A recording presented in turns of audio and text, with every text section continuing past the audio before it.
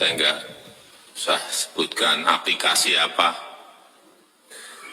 sudah mencapai 123 juta orang masuk ke aplikasi itu.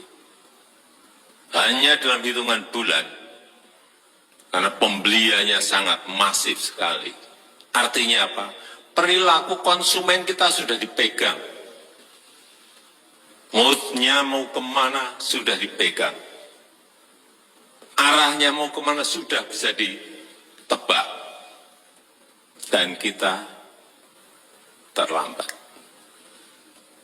Dan harus saya ingatkan, karena potensinya tadi 11.250 triliun rupiah.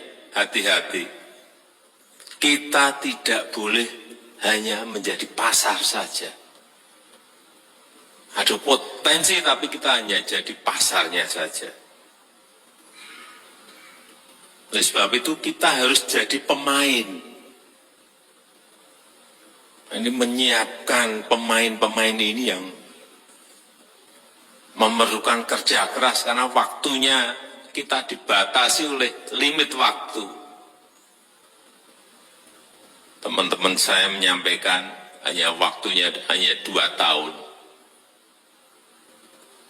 Dari tahun kemarin, pertengahan tahun kemarin, hanya 2 tahun.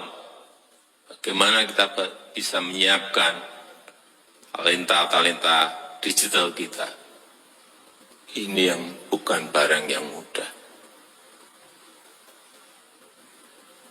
Dan kita tidak boleh hanya menjadi konsumen saja. Dan 90%, hati-hati, barangnya barang impor. Lebih bahaya lagi, bukan produk kita sendiri. Kalau produk kita sendiri kita taruh di e-commerce,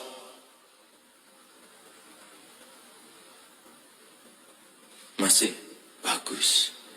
Tapi 90% barang impor.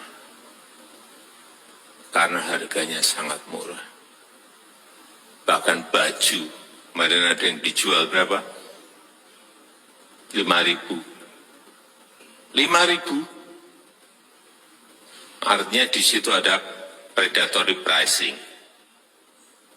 Sudah mulai bakar uang, yang penting menguasai data, menguasai perilaku.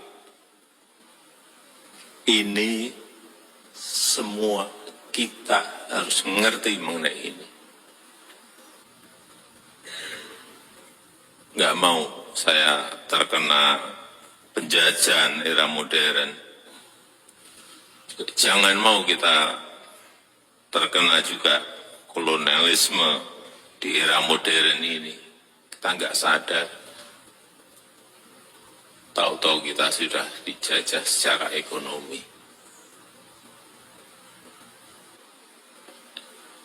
Oleh sebab itu kita harus lindungi betul kedaulatan digital kita. Harus dilindungi betul. Tadi saya sampaikan regulasinya yang harus mengejar. Dan kita itu kalau yang ngurusi urusan masalah regulasi, bulatnya kemana-mana, ruwetnya kemana-mana, berbulan-bulan, bahkan bertahun-tahun aja belum jadi. Teknologinya sudah lari cepat sekali. Problem ada di situ. Sekali lagi kita harus sempat dikasih kejayaan sama TikTok Shop. Jadi mungkin sekitar 1,5 tahun yang lalu, toko saya ini pernah dikasih kejayaan sama TikTok Shop.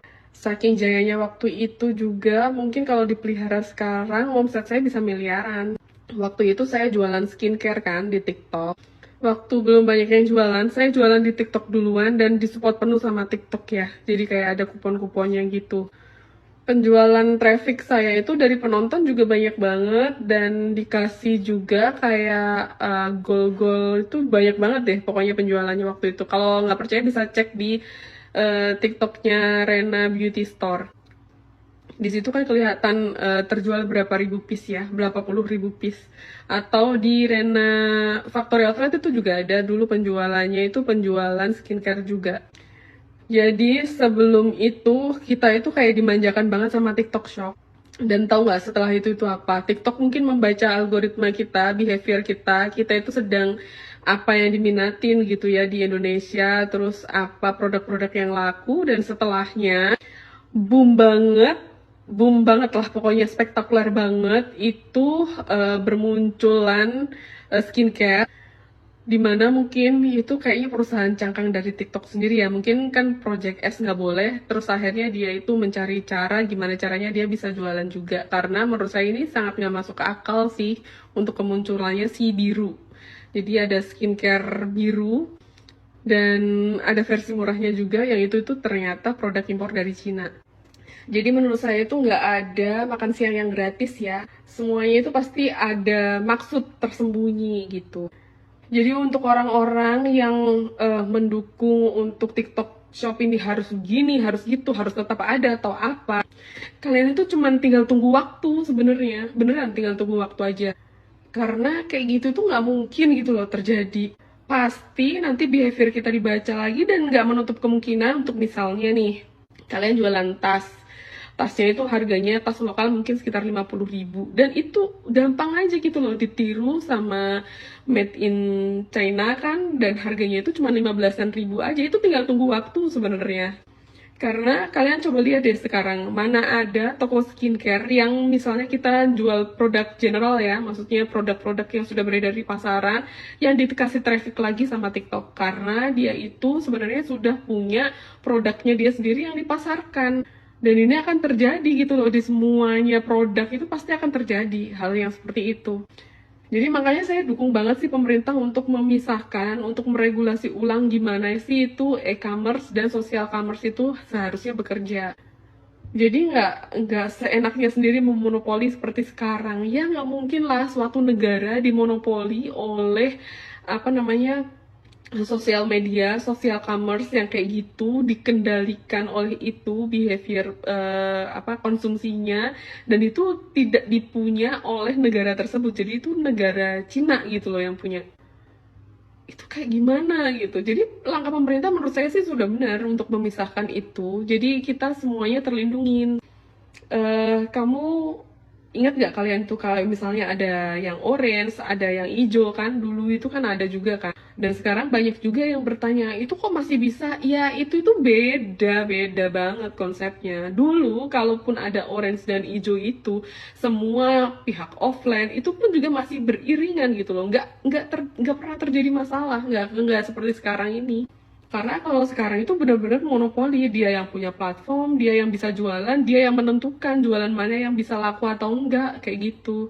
Kita pun juga kadang-kadang di push down kan, kalau misalnya kita sudah punya koin gitu ya untuk promo, itu nggak dinaikkan juga sering kayak gitu, banyak. Saya contohnya nih.